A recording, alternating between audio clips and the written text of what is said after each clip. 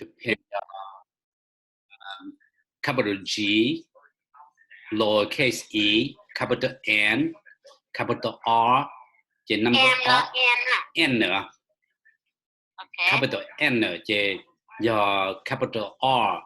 the number R, the A nè, lowercase A. Okay, chú ai quên mất cái rồi. Alright. Thì giờ lần đó nó chỉ ta sẽ nói ý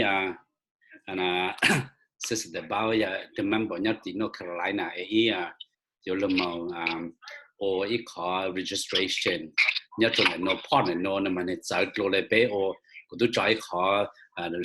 khó American version lại, tất nhiên mà part nó chỉ part the Hmong version này ya, khó nó chỉ ý register ra nó mà ya. Các cho cái chỉ nói các speaker cái sẽ cái này chỉ nói cái luôn. Dạ, để các cho một khứ này phone mà. Okay. Yeah. So đó, cũng trong cái cũng chỉ cái luôn mic cho họ được. Cuộc thấy nó chỉ có phần nào mà. Cũng chỉ tao, okay. Chỉ nói đó, tất nhiên mà hay sẽ phần nào. Chỉ nói đấy, okay, chỉ nói cái là. Chỉ nói cái lại cái ý tưởng này không. Giờ có record trên đó từ chỉ nói cái chữ đó được không? Okay, bebe.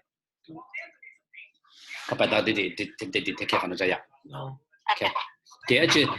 cái lại ít bài ít của mình là sử dụng rồi, của mình là record phần nó chỉ yên nó mà. Anyway, phần nó chỉ ít有了冇register the member nó by 可能一 on different 那可能那么一路 register 找出来，做可能那些估计当有by做到包路system 包路路 back office 呢，估计来 register 估做上档那了是，就已经by到了，但是好正经，各都不考不考screen 嘛呀。不考嘛。Okay, tôi cho can minimize. Okay. Thì giờ nó chỉ có bộ screen lại thì ra nó ít luôn mà nếu giờ luôn lên nó là khỏi ít luôn cho khỏi navigate nè. Thì register luôn login thì ta sẽ nói thì khỏi pen tôi yêu tao tăng là thì ít cho luôn register khỏi using pen là sao? Okay, khỏi register using pen là nó thì nếu giờ luôn lên nó là sử cho khỏi ta khỏi là nó thì lúc mà cho United States thì có lần nói chơi California na thì nước khác ta sẽ có một auto sell pen nhau nữa thì yêu sĩ từ lúc mà register này ya thì lần nó chơi có information nhau trong lần nó chơi cha cũng sẽ yêu sĩ lu username chẳng các cái từ member này ya thì thật cũng có nó sẽ yêu sĩ lưu username để cho nó chơi mình luôn về okay e register to non để cho em mà lại bài tụi họ na mình luôn về của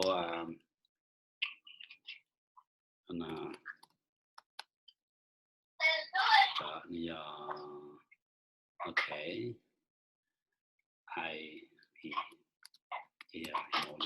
cái nhà cái sải cái sải lúa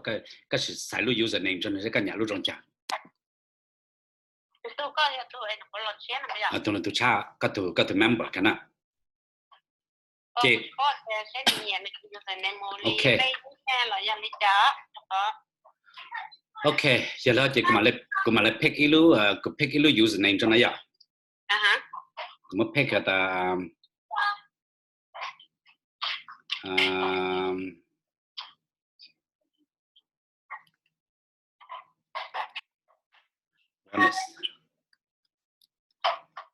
wellness 22 是吗呀我晓得 wellness 22那是哪这但是nó这to sponsor 但是nó这cái怎样的了干来了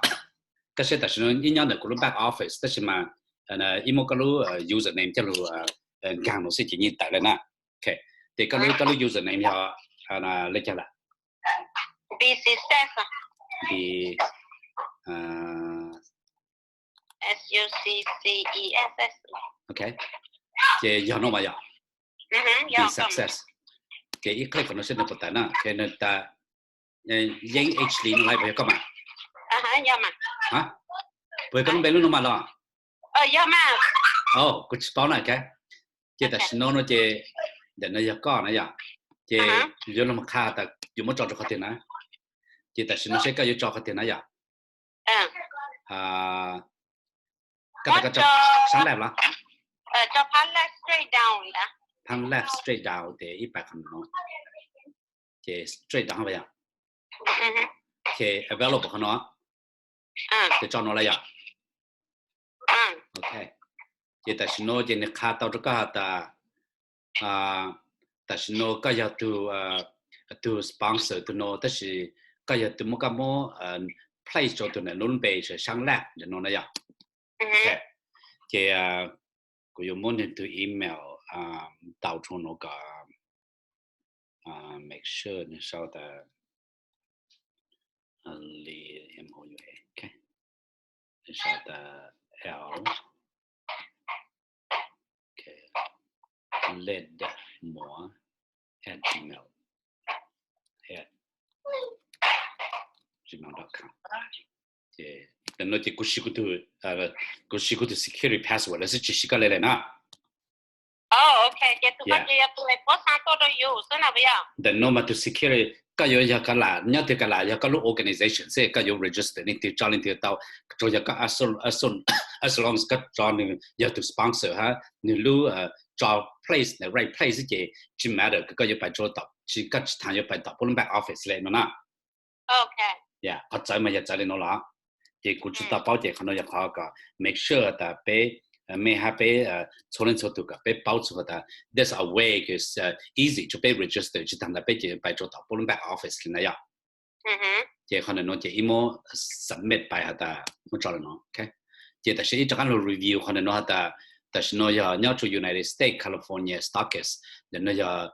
ka da silver pin ba ya de lu no da wellness 22 je ne lum be ya lu no je ya la han da je to sponsor you know chế họ có một place under to nó sang lab để nó to email address chế giờ đặt nó chế giờ lên more at gmail.com chế confirm everything nó ta tăng nó chế complete na okay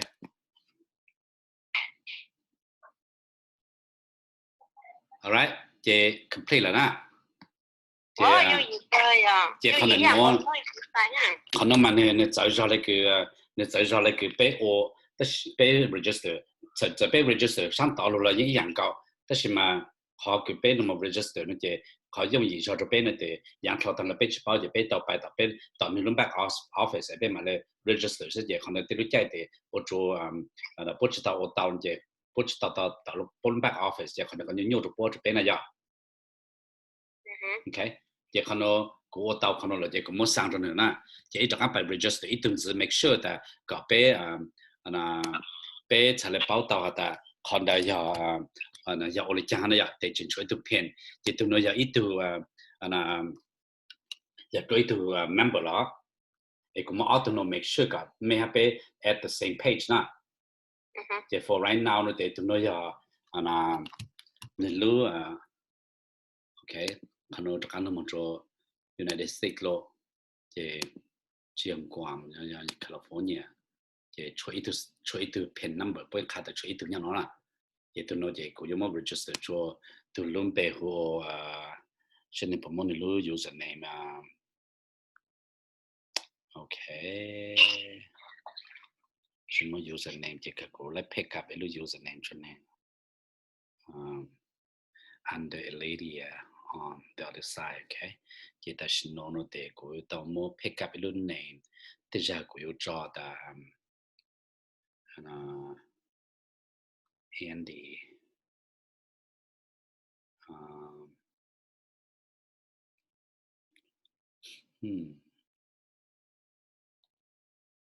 John the little first name say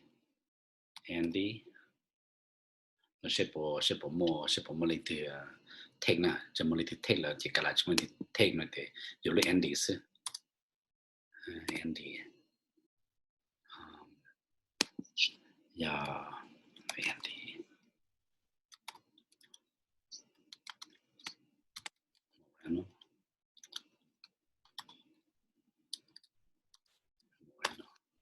okay Andy Moreno the sponsor yeah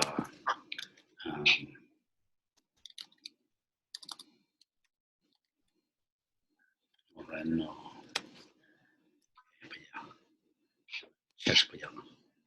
okay Eladia Moreno nè okay thì giờ nè chỉ mà nó để cũng muốn chọn hạt tiền nó giờ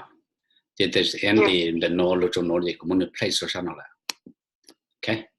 thì tại tại nó giờ mà Andy Moreno nó lúc cho Andy là chỉ need to email thì giờ là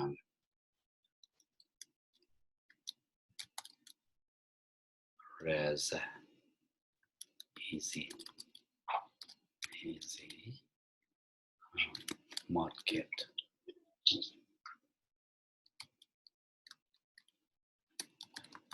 marketing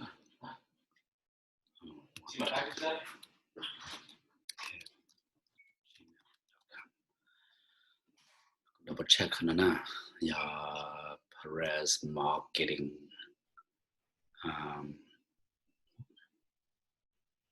market make sure nó còn tiếp Perez marketing 123 at gmail okay thì tại sao nó cũng select good từ ID na cũng select good call okay so nó chỉ phải xếp lại thì cái sai là tại sao nó cái take a picture cho họ có nói everything nó make sure họ nó do correctly Andy Moreno dạ nó spell chữ P nó ha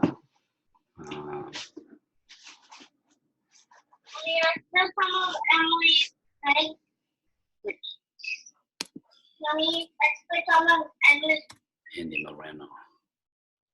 okay submit okay gonna make sure that people gonna correct Andy Moreno right Fred Perez marketing 123@gmail.comไม่ใช่แต่โอเคจะตาขนมเลยจะแค่ Andy ปุ๊บเทคแล้วนะอย่าแต่รู้ Andy นะปุ๊บเทคแล้วนั่นแต่ยืนจุดต่อแต่ That show look different, yeah. Okay. Chắc cũng muốn chú ý con chạy ra là cũng sao ta Woodland nè.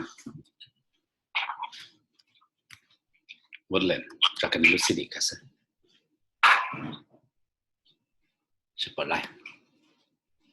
Woodland nè. Sẽ bỏ lại nè.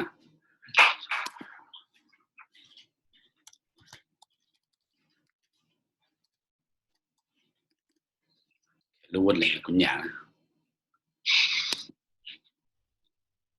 Okay, chị Woodland, Andy Moreno, everything ready. Okay. All right, sẽ bộ thảo nào. Okay,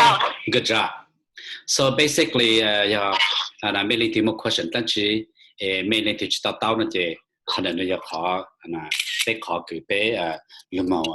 考 register 可能考 shortcut 被去当个办包的到不 back office 也没么 question， 但是呢啦。然后做对么上个别的准备了呀，准备的就 apply 的了，因为到也他们就出 question 了，和西班牙就好怕这边那么我这边的那叫卡个边出来出到在给那个那种用的路 power energy 哈和terror energy 还是当然的了，呀的背后么长辈些，背后么看到了了，可能有一个could be a financial future 就被出来做的哈，所以个么谈的那有诶，这去个的，么可能有些么少的那啦，马来西亚做录来video and thank you so much，okay，and